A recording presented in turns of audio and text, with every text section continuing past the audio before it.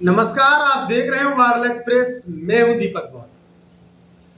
आपको बता दें कि उत्तर प्रदेश में जहां चुनावी माहौल बना हुआ है भाई, 80 सीटों पर जहां चुनाव चल रहा है, तो भाई पूरे देश भर में भी चुनाव का एक गर्म माहौल चल रहा है। आपको बता दें कि 14 चरण हो गया है और 5वें चरण की अभी बारी है और 5वां चरण अब जल्द चुनावी मैदान में आने वाला है। लेकिन बात कर रहे हैं कि उत्तर प्रदेश में जहां एक तरफ राहुल गांधी और अखिलेश यादव लगातार बाबा साहब डॉक्टर अम्बेडकर की प्रतिमाओं के साथ दलितों का वोट बटोरने के लिए कोशिश कर रहे हैं, तो वही बात कर रहे हैं आज हम दिलीप मंडल के ट्वीट की। क्योंकि दिलीप मंडल के ट्वीट इस समय तबाही मचा रहे हैं सोशल मीडिया पर। खासकर जहां दिलीप मंडल पर आरोप लगते थे कांग्रेसी होने का, तो वही दिलीप मंडल एक तरफ अब लगातार कांग्रेस और समाजवादी पर हमला बोलते हुए नजर आ रहे हैं। तो क्या कुछ कहते हैं दिलीप मंडल के ट्वीट, तो सबसे पहले पढ़ लेते हैं एक ट्वीट को, जो कि दिलीप मंडल जी ने लिखा है कि अगर बीएसपी यूपी में आज मजबूत ना होती, दिलीप मंडल लिखते हैं कि यूपी में अगर बीएसपी मजबूत ना होती, उसके पास वोट ना होते, तो ये दोनों पार्टियां यानी कांग्रेस और समाजवादी पार्टी बाबा साहब डॉक्टर अम्बेडकर के चित्र को अपने सर पर लेकर नहीं घूमते।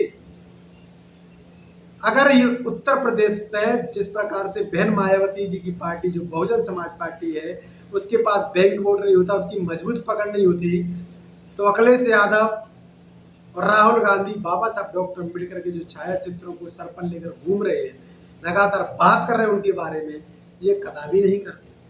दिलीप मंडल ने कहा है कि अगर उनके बसपा यहाँ मजबूत नहीं होती, तो राहुल गांधी भाई नेहरू की फोटो को लेकर घूम रहे होते, तो वही अखिलेश यादव मुलायम सिंह यादव की फोटो को कंधे पर लेकर घूम रहे होते, तो समाजवादियों का गढ़ बता रहे होते। तो वही बताया गया उनके ट्वीट के। इसके बारे में आपकी क्या प्रतिक्रिया है? उन्होंने सबसे यह कमेंट चाही गई थी, तमाम लोगों ने इस पर राय दी है कि ये बात आपकी सत्य और सटीक है, क्योंकि ये जो गलतियां हैं बाबा साहब डॉक्टर अम्बेडकर के साथ जिन्होंने की है, उन्होंने यह भी बताया है, एक ट्वीट में लिखा है, उन्होंने एक ट्वीट में लिखा है कि बाबा साहब डॉक्टर अम्बेडकर का जहां भीमनगर नाम बहन कुमारी मायावती जी की सरकार में जब था, भीमनगर जिले का नाम बदलकर संभल क्यों किया? इसलिए कि बाबर ने अपने बेटे हुमायूं को संभल का जागीरदार बनाया था और आपको ये नाम प्रिय था। बाबा साहब का ऐसा असम्मान आज तक किसी पार्टी ने नहीं किया जो कि समाजवादी पार्टी ने किया है। उन्होंने बताया कि समाजवादी पार्टी ने इस प्रकार से संभल का नाम बहन कुमारी मायावती जी ने भीमनगर किया था, उसी नाम को बदलकर अखिलेश यादव की सत्ता आते ही उन्होंने तुरंत उसका नाम फिर से संभल कर दिया। यानी बाबा साहब डॉक्टर अम्बेडकर का जो अपमान किया है, अपमान बेहद घोर चिंताजनक माना जाता है। दिलीप मंडल ने फिर लिखा है, एक ट्वीट किया है सूरज कुमार बौद्ध ने, फोटो को एडिटिंग किया गया, उस फोटो में जहां उन्होंने राम मनोहर लोहिया और दूसरी तरफ उन्होंने नेहरू का फोटो लगाया। सोशल मीडिया पर ये फोटो लगातार वायरल है और उन्होंने लिखा है, सपा और कांग्रेस विचारधारा के अनुसार मैंने अखिलेश यादव और राहुल गांधी के फोटो को ऐड कर दी है। बाबा साहब के पार्कों को अय्यासी का अड्डा बताने वाली समाजवादी पार्टी आज उनकी फोटो दिखाकर समाज को गुमराह करने की कोशिश ना करे तो ठीक है। सूरज कुमार बौद्ध लिखते हैं, किस प्रकार से बाबा साहब डॉक्टर अम्बेडकर के जो स्मारक थे, पार्क थे, उनको अय्यासी का अड्डा अखिलेश यादव के द्वारा बताया गया। आज बाबा साहब के फोटो को सर पर रखकर आखिर क्यों घूम रहे हैं? उन पर ये राजनीति ना करें और उनको फोटो को लेकर ना घूमें तो ज्यादा ठीक रहेगा।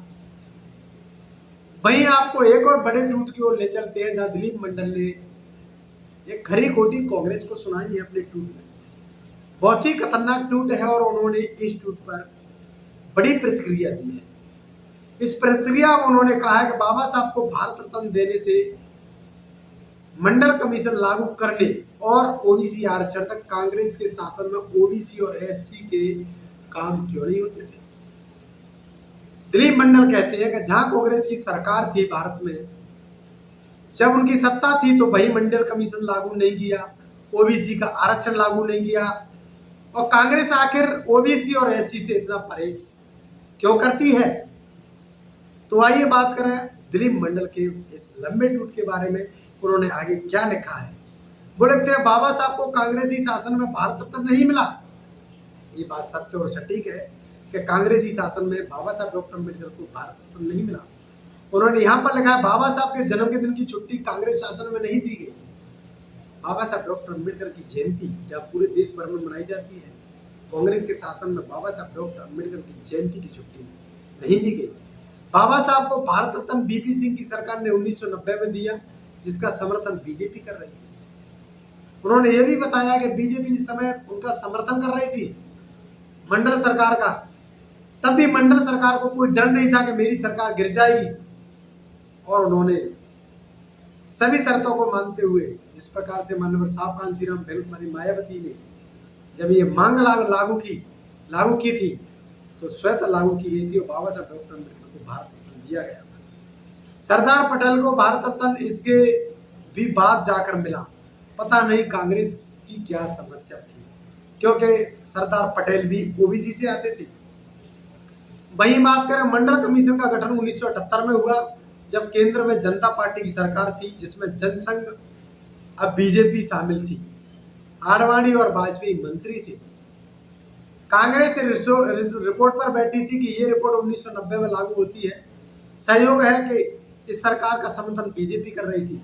बीजेपी ने संसद में रिपोर्ट लागू करने का समर्थन किया, कांग्रेस ने विरोध किया। मंडल आयोग की जो रिपोर्ट थी, जो लागू की गई और बीजेपी वहां पर समर्थन कर रही थी, वही कांग्रेस इसका विरोध कर रही थी, कड़ा विरोध कर रही थी। राजीव गांधी ने मंडल कमीशन के खिलाफ लोकसभा में जो भाषण दिया, वो उनके जीवन का सबसे लंबा भाषण था।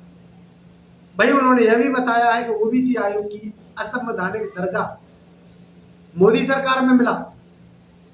संवैधानिक दर्जा मोदी सरकार में मिला। उन्होंने कहा 1986 में मेडिकल एडमिशन में ऑल इंडिया सीटों का नियम था। इसमें नीट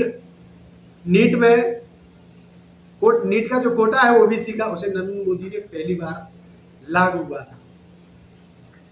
लंबी लिस्ट है। कांग्रेस और ओबीसी का रिलेशन ठीक नहीं रहा। उन्होंने यह भी बताया कि लालू जी को फिर से संसद पहुंचने में भी राहुल गांधी ने रोका था। जब लालू प्रसाद यादव संसद जाने की तैयारी थी, तो उन्होंने राहुल गांधी ने उसमें टांग अड़ा दी। उनको चुनाव में जीतने दिया और उनको अंदर जाने नहीं दिया। चाहे वो राज्यसभा का मामला हो, चाहे वो लोकसभा का मामला हो, दोनों ही जगह पर गांधी और कांग्रेस ने रोकने का काम किया। देखिए, सरकार कोई भी रहे, अपने समाज का काम होना चाहिए। कांग्रेस में एससी एसटी ओबीसी का काम कराना मुश्किल होता है। मुसलमान वोट का समर्थन होने के कारण कांग्रेस को अन्य समूह की उतनी जरूरत नहीं होती। बीजेपी को एससी एसटी ओबीसी की जरूरत ज्यादा है। क्या आप इस बात को समझ पाए हैं? दिलीप मंडल इस बात को कहते हैं लगातार। दिलीप मंडल इस बात को लगातार कहते हैं कि इस पर आप प्रतिक्रिया दीजिए, क्या यह बात सही है? उन्होंने तमाम बातें इसमें लिखी है, बहुत लंबी लिस्ट है, लेकिन इस पर आपकी क्या प्रतिक्रिया है? कांग्रेस और समाजवादी इस प्रकार से बाबा साहब डॉक्टर अम्बेडकर को ढो रही है। लगातार उनके कानूनों का विरोध किया, आरक्षण का विरोध किया, तमाम चीजों का जब विरोध करती आ रही थी कांग्रेस, और समाजवादी पार्टी ने संसद में बिल को फाड़ दिया जब प्रमोशन में आरक्षण मिलने वाला था। तो इन तमाम प्रतिक्रियाओं पर आपकी क्या राय है? कमेंट बॉक्स में अपनी राय दीजिएगा और चैनल को सब्सक्राइब और फॉलो जरूर करिएगा। अगर आपने नहीं किया तो चैनल पर नए हैं तो चैनल को सब्सक्राइब अवश्य करें। देखते रहिए वार्डर एक्सप्रेस। मैं हूं दीपक। बहुत बहुत धन्यवाद।